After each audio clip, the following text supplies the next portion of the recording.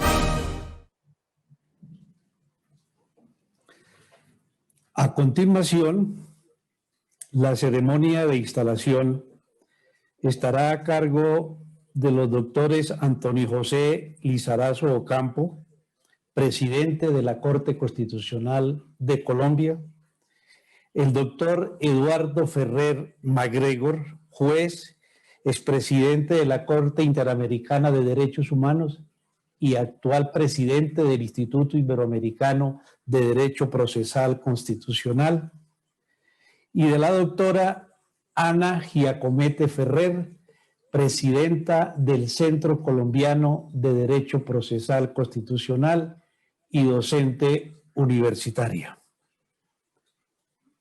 Primero, palabras de instalación del doctor Antonio José Lizarazo Ocampo. Bienvenido y muchas gracias por su presencia.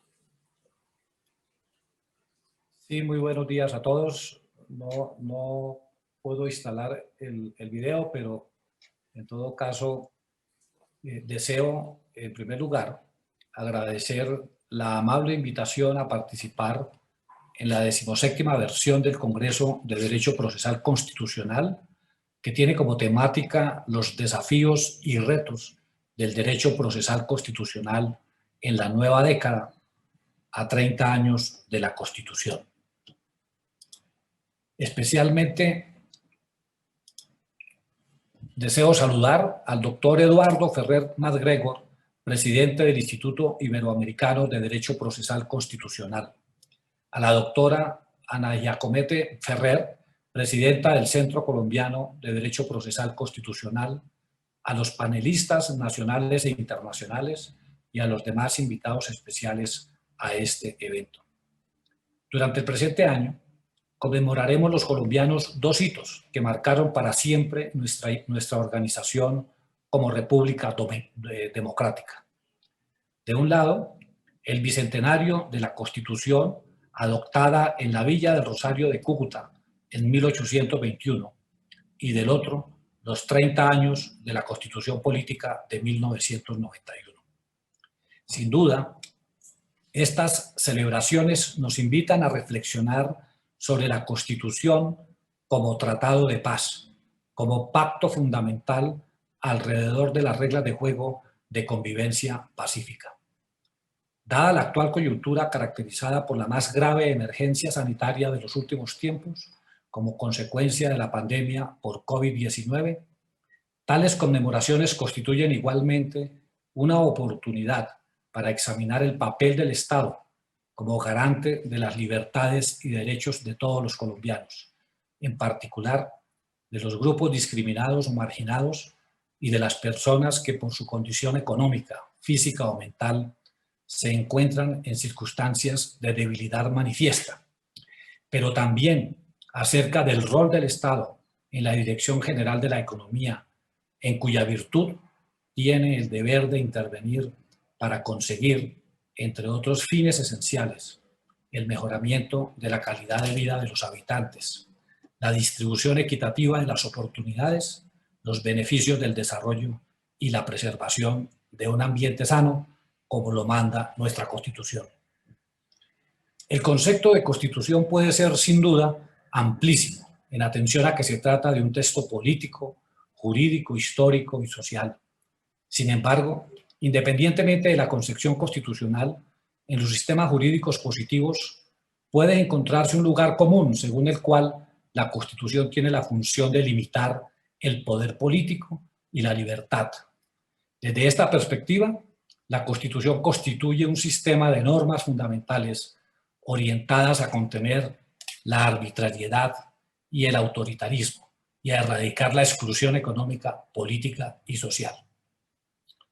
Con todo, en el constitucionalismo contemporáneo, que propugna por una constitución formal, una constitución no solo crea las formas básicas de la acción política y jurídica, definiendo órganos y procedimientos básicos, sino que reconoce estados de cosas como valiosos propósitos que deben ser garantizados.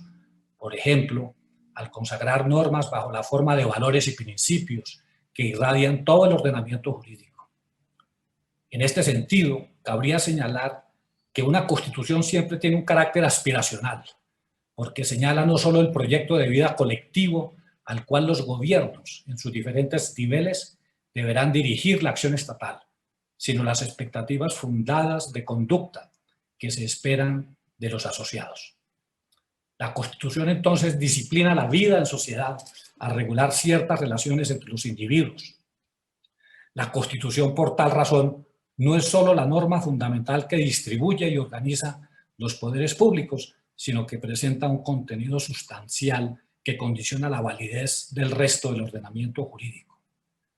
La Constitución, en nuestro caso, reconoce a los ciudadanos el derecho a participar en el control del poder político de configuración del ordenamiento jurídico, mediante el ejercicio de la acción de inconstitucionalidad, cuyo objeto es la defensa de la Constitución. Se preguntaba recientemente el profesor Fernando Cepeda Ulloa, ¿de qué vale una Constitución que no tenga control constitucional? ¿Adquiere de esta manera el juez constitucional el papel de garante de la Constitución, es decir, del pacto fundamental de convivencia, control a través del cual adquiere vida la Constitución, se materializan los contenidos constitucionales, se actualiza la Constitución a las nuevas realidades.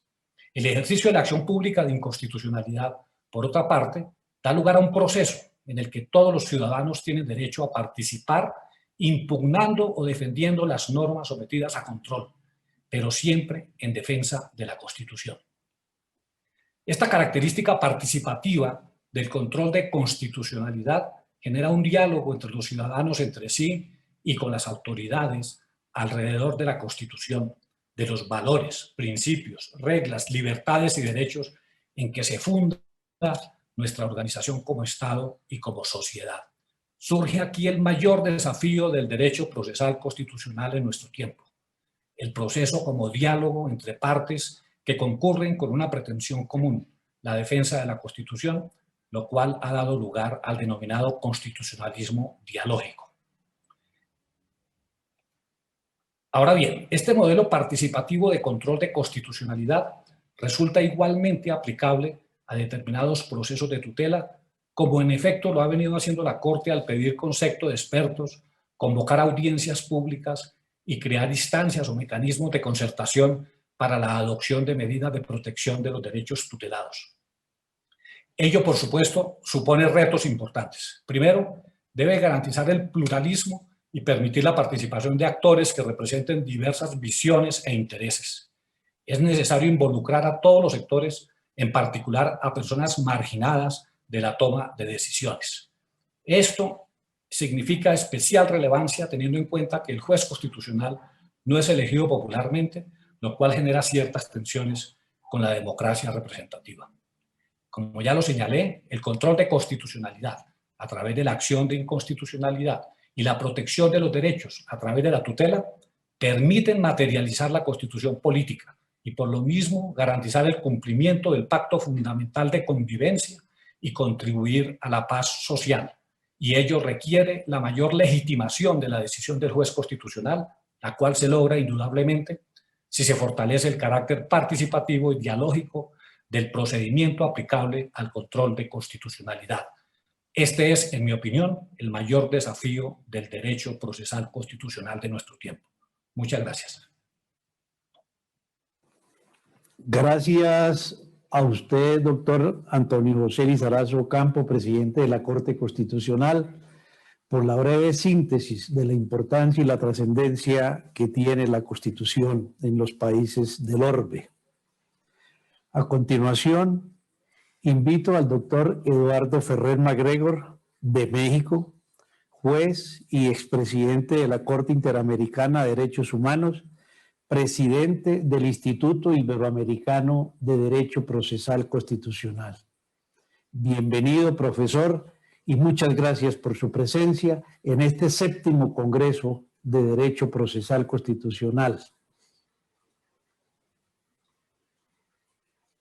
Muy buenos días a todas y todos. Estoy tratando de habilitar el vídeo, pero no me lo permite.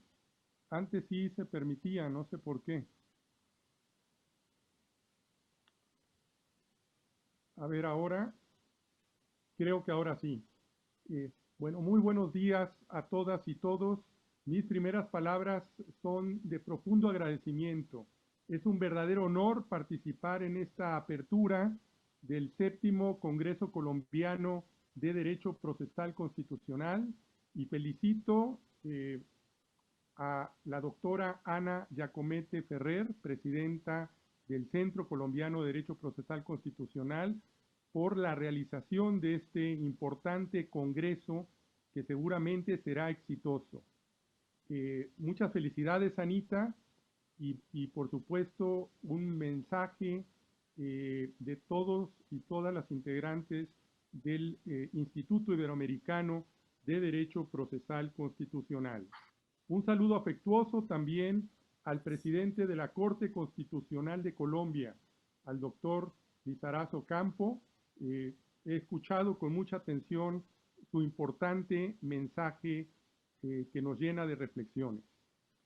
Y por supuesto agradecer a todas y todos los panelistas, a los ponentes, a los moderadores, a los participantes de este congreso. Quisiera iniciar mandando un mensaje de solidaridad para todas y todos los que han sufrido la pérdida de un ser querido en estos tiempos tan complicados que estamos viviendo o que siguen sufriendo las consecuencias de esta terrible pandemia. Antonio Guterres, secretario general de Naciones Unidas, hace poco nos alertaba de que la pandemia, sí, es una emergencia sanitaria, una crisis de salud pública, pero es mucho más que eso. Es una crisis social, es una crisis económica, pero que se está convirtiendo en una crisis de derechos humanos.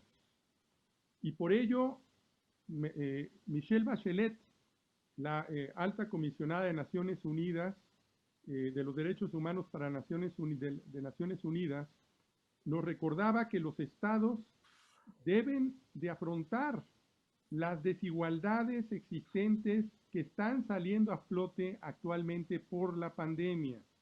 América Latina, ya están ahí las cifras de la CEPAL, sigue siendo la región más desigual del planeta y una de las más pobres también y de las más violentas. Por ello, me solidarizo para todos los que están sufriendo esta terrible pandemia. Quisiera iniciar dando alguna reflexión de la importancia del derecho procesal constitucional en nuestros días, especialmente por lo que se está conmemorando en este Congreso, que son los 30 años de la Constitución colombiana, sin duda, una de las grandes constituciones de América Latina, y que también la jurisprudencia de la Corte Constitucional ha guiado el porvenir jurisprudencial, un diálogo fecundo, no solamente con la Corte Interamericana, sino con las restantes cortes, tribunales y salas constitucionales de la región. Dos acontecimientos debemos recordar en los últimos 6 meses que no pueden pasar desapercibidos. El primero de ellos es que el 1 de octubre, hace 6 meses, se cumplieron los 100 años del primer Tribunal Constitucional, el Tribunal Constitucional de Austria, ¿no? De la Constitución del 1 de octubre de 1920. Para muchos, ahí inicia el derrotero de lo que hoy es el derecho procesal constitucional.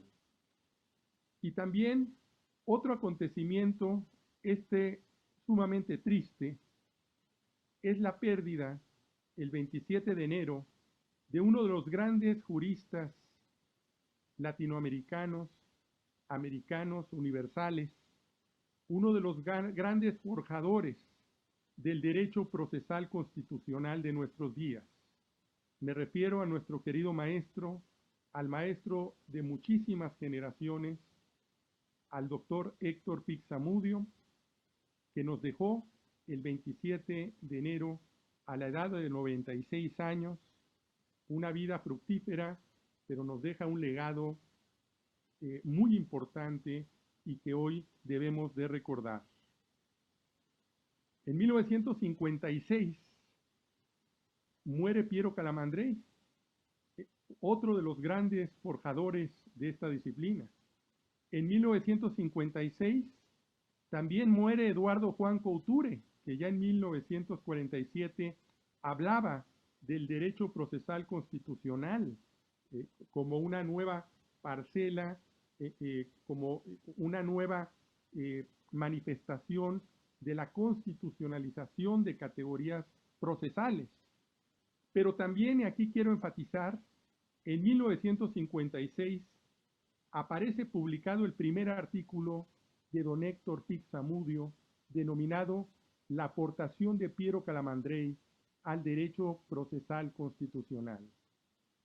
Ahí empiezan las reflexiones profundas de don Héctor Pixamudio Y en la década de los 60, al traducir una obra de otro de los grandes que se han dedicado al procesalismo científico y han unido el derecho procesal y el derecho constitucional, me refiero a Mauro Capelletti, don Héctor Pixamudio traduce su obra La jurisdicción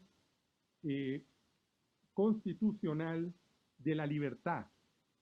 En esa obra, y que esas ideas fueron retomadas posteriormente por don Héctor Pixamudio en la década de los 70, hablaba de una triple dimensión de la jurisdicción constitucional, que hoy podemos hablar de una triple dimensión del derecho procesal constitucional.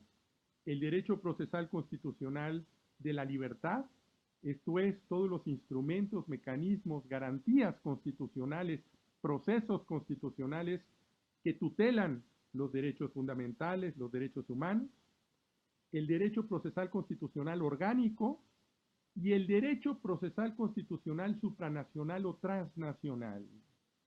Y aquí es donde me quiero detener, en esta dimensión del derecho procesal constitucional transnacional, porque nos invita a reflexionar sobre la idea de la supremacía constitucional bajo el entendido de que la Constitución es una norma de cierre, ¿no?, de un ordenamiento jurídico, pero en un entorno cada vez más cambiante, en la cual la globalización y la internacionalización de las relaciones de los estados han llevado a que el derecho internacional cobre un papel cada vez más importante y en el cual las relaciones entre los sistemas normativos nacionales y los instrumentos internacionales, especialmente derechos humanos, necesariamente deben de replantear esta tradicional mirada de la supremacía constitucional.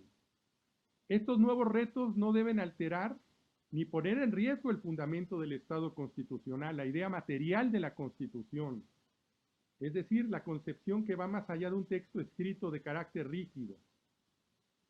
Ya se decía desde la Declaración de los Derechos del Hombre y del Ciudadano, en Francia, en el artículo 16, que una sociedad en la que no esté establecida la garantía de los derechos ni determinada la separación de los poderes, carece de constitución. Y por ello el fundamento del Estado constitucional sigue siendo la protección de los derechos, los cuales se conciben no solamente como un límite al ejercicio del poder político, sino como el instrumento de legitimación en el ejercicio del poder.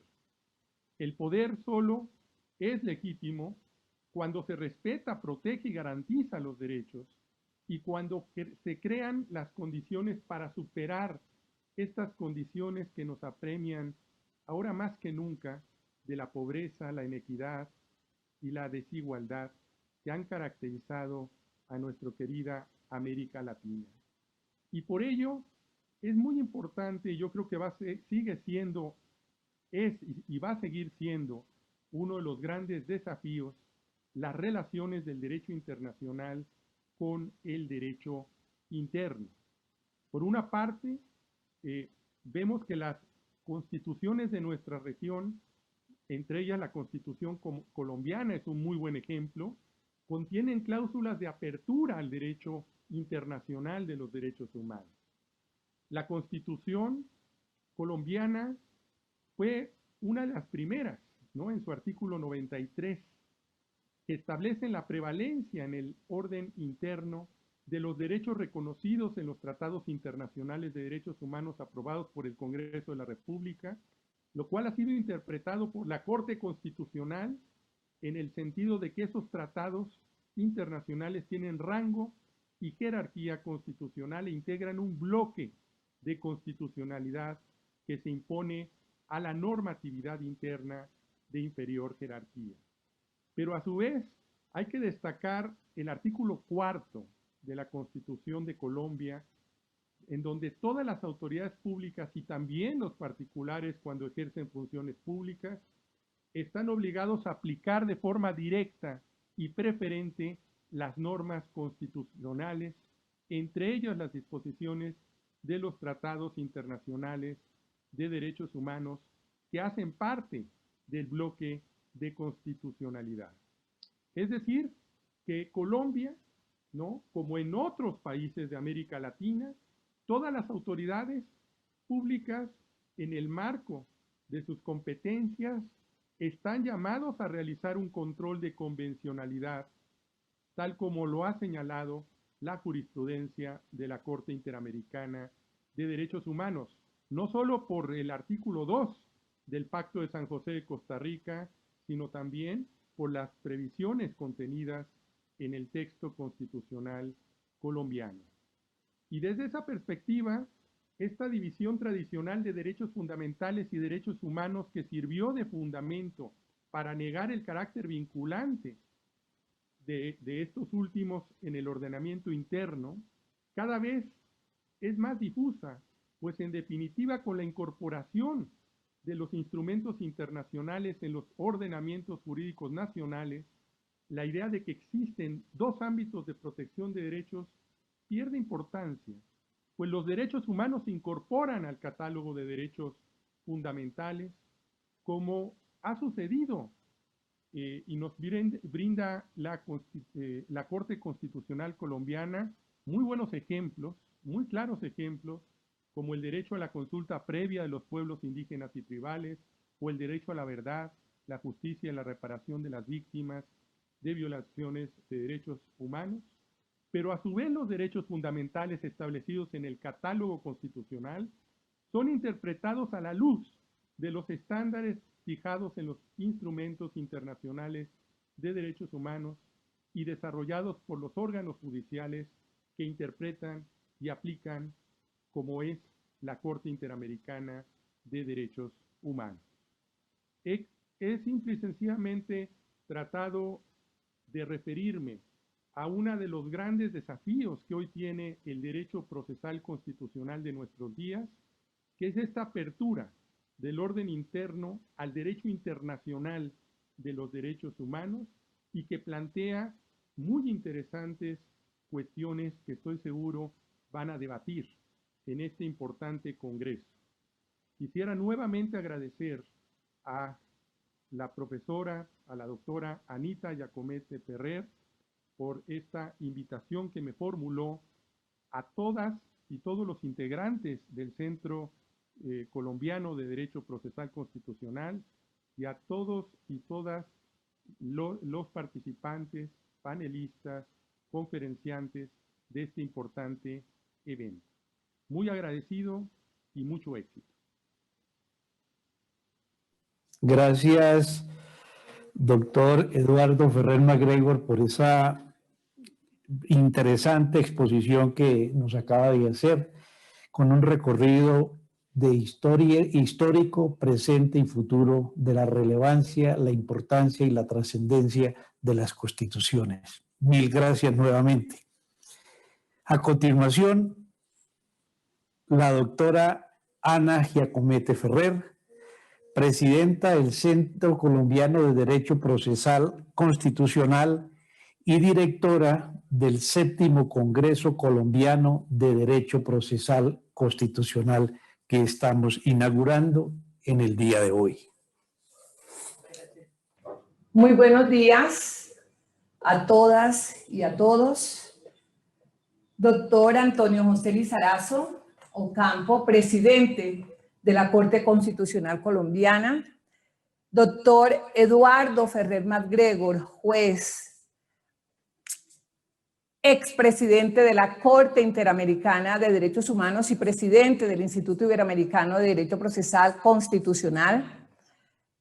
Amigos del Centro Colombiano de Derecho Procesal Constitucional, queridos colegas, amadísimos estudiantes, señoras y señores. Nadie podría siquiera imaginar que al darnos el abrazo de feliz año nuevo, el 31 de diciembre de 2019, el año 2020, que lo relacionamos con el positivismo y las grandes oportunidades, traería consigo un sistema de vida que se rebelaría ante el sistema tradicional preexistente para hacerse escuchar en una avalancha de desasosiego, temor y muerte que perdura hasta nuestros días, ocasionada por una pandemia engendrada por el virus COVID-19 que ha impactado el mundo. Parafraseando al joven literato colombiano Cristian Romero en su libro Ahora solo queda la ciudad, ahora solo quedan ciudades derruidas y desoladas, a las que se suman refugios psiquiátricos, esquinas perdidas, atmósferas y ambientes ambiguos en su indefinición, siniestros en su cercanía, una realidad que invade y se toma los ámbitos de la vida familiar y personal.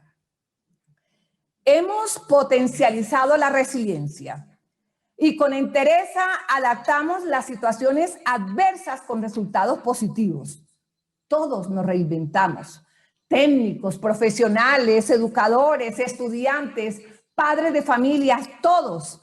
Cada quien empezó a desarrollar su realidad fantástica, hablar con la mirada, acariciar con los ojos, extender nuestros brazos al vacío para abrazar al triste esquivo. En fin, una nueva forma de vivir y comunicarnos.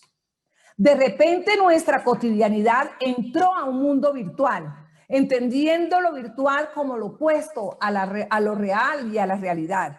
Y empezamos a hablar de comunidad virtual, bienes virtuales, realidades virtuales y, por supuesto, congresos en modalidad virtual. Henos aquí. Con la realización de este evento, el Centro Colombiano de Derecho Procesal reafirma el compromiso misional que adquirió con su creación para con los sectores académicos, estudiantiles, jurídicos, sociales, de fortalecer la formación jurídica a través del estudio y debates de nuevos temas con dinámica social, política, económica, jurídica, que han creado como producto y sustento diario de la permanencia, desarrollo y crecimiento del Estado social y democrático de derecho. Con este 7º Congreso, pretende el Centro Colombiano de Derecho Procesal Constitucional continuar con la difusión de esta disciplina jurídica, como lo es el derecho procesal constitucional, que poco a poco ha tenido aceptación entre procesalistas y constitucionalistas iberoamericanos, pero particularmente colombianos. Pensamos que esta ciencia en la doctrina contemporánea representa un verdadero desafío a los juristas del siglo XXI.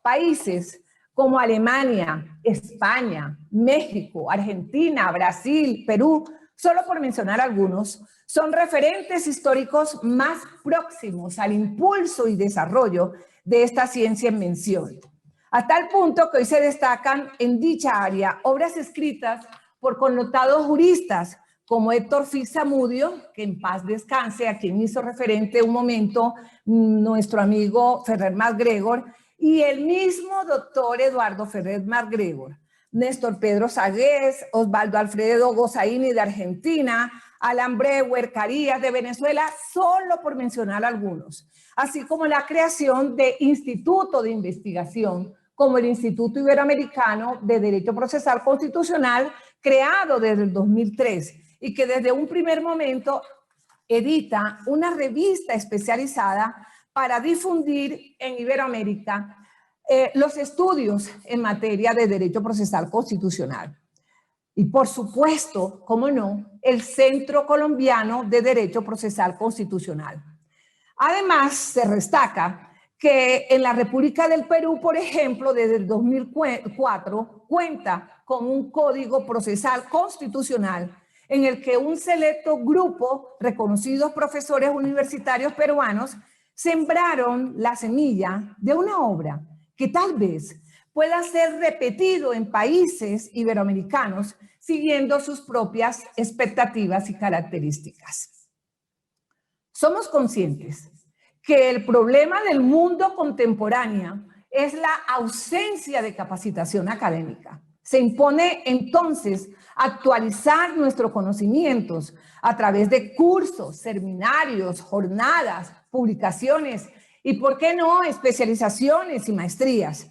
Pero para lograrlos, los profesores, estudiantes, jueces, fiscales, funcionarios administrativos y judiciales, debemos cambiar de mentalidad, abandonando el apego a las formas contenidas en los códigos de procedimiento para aprender los institutos procesales consagrados en la Constitución y en los tratados internacionales de derechos humanos.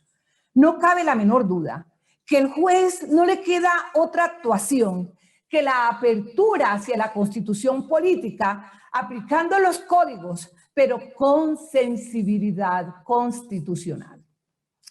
El eje temático de este 7º Congreso, Desafíos y Retos en la Nueva Década, como homenaje a los 30 años de nuestra Constitución política, pretende significar que una característica que no puede pasar inadvertida en Latinoamérica es la constitución política de cada nación y la autonomía que se otorga a los estados que los componen.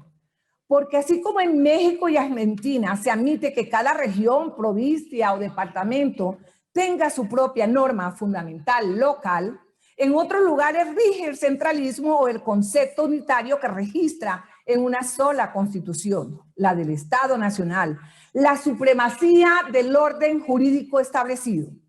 Esta diversidad también aparece en América Latina, que muestra una clara tendencia a la formación de tribunales constitucionales, aunque no sea un sistema puro como el continental europeo, desde que presenten particularidades que hacen trabajar los sistemas en un juego de armonías entre poderes de todos los jueces y el control final de las cortes o salas especializadas. Es innegable que tanto la proliferación de reformas legales de los distintos instrumentos procesales que le dan efectividad a la normativa constitucional, la dimensión que han alcanzado los distintos tipos de magistratura constitucional, motivan una interpretación dinámica de las cartas fundamentales y, por supuesto, la dedicación y esfuerzo realizado tanto por procesalista como por constitucionalista en establecer los cimientos científicos de esta disciplina jurídica. Nos referimos al procesalismo científico, nos referimos al derecho procesal constitucional. He ahí el contexto de los temas que se desarrollan en el 7º Congreso a manera de mesas temáticas.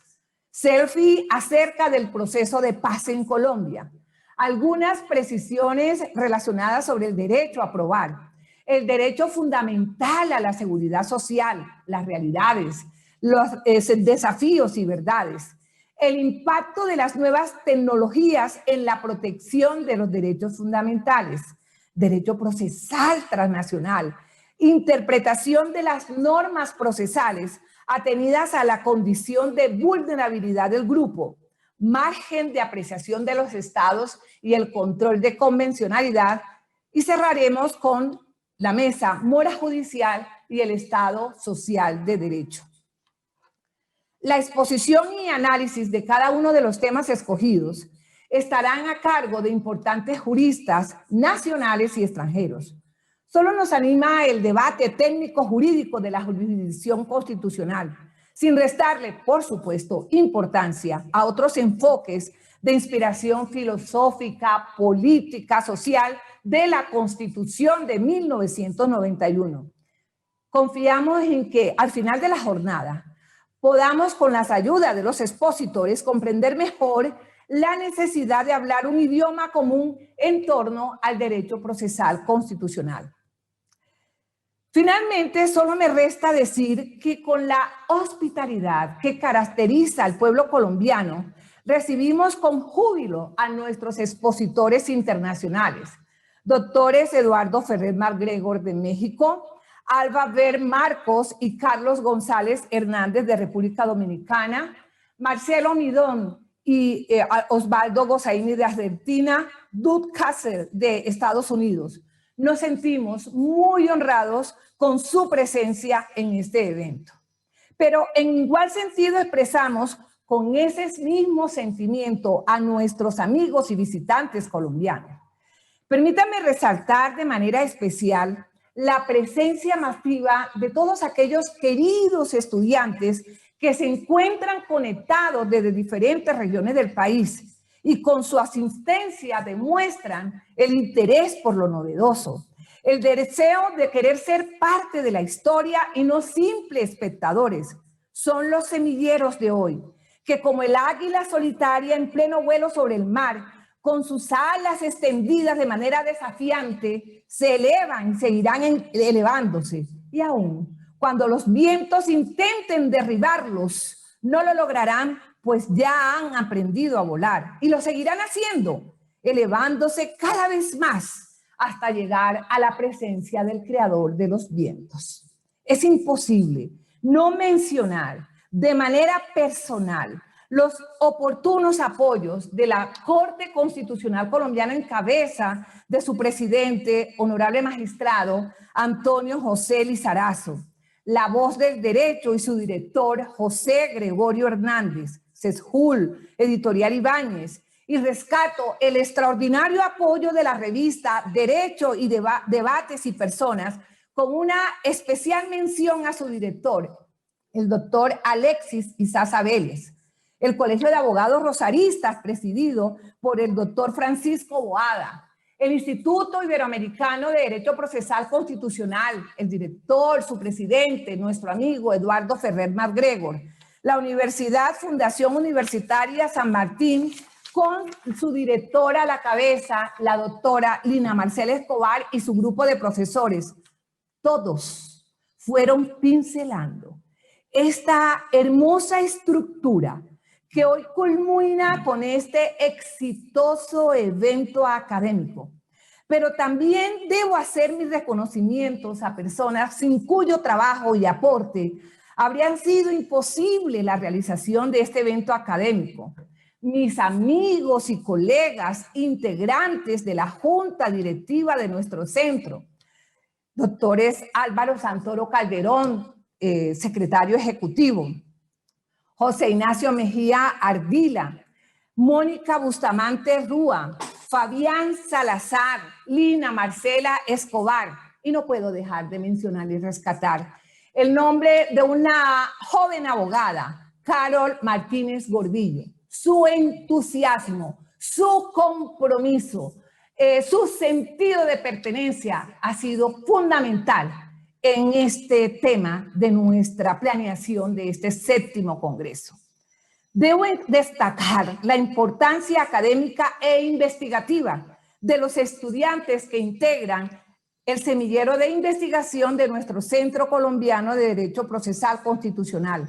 Jóvenes de las facultades de Derecho de las distintas universidades del país que respondieron con entusiasmo y compromiso la convocatoria que les hiciera el centro para ser parte de la difícil pero grata tarea de hacer cultura del derecho procesal constitucional.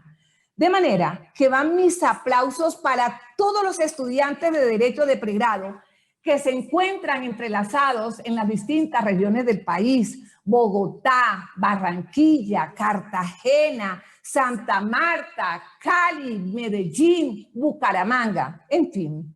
Mi gratitud imperecedera a todos por hacer realidad este sueño del saber y de la cientificidad. Por supuesto, en mi realidad fantástica, envío mi abrazo infinito a todos los presentes virtualmente por aceptar esta invitación. De manera emocionada, les expreso bienvenidos a este 7º Congreso Colombiano de Derecho Procesal Constitucional. Muchísimas gracias.